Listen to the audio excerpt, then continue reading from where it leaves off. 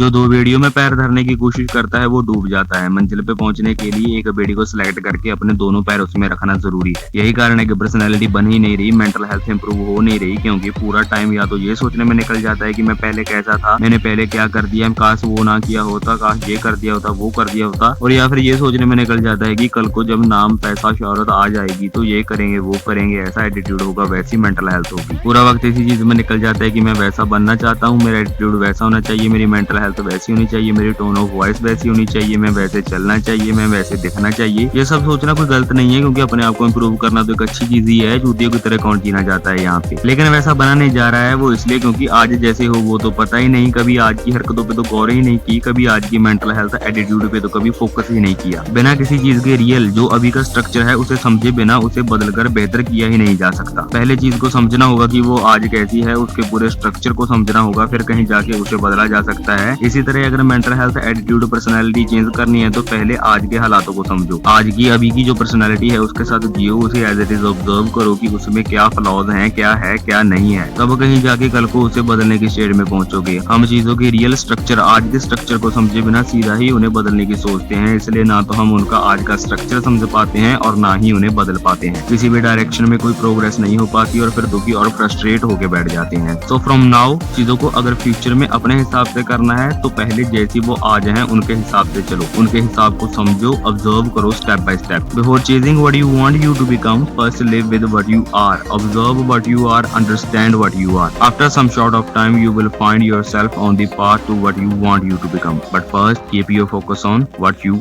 are.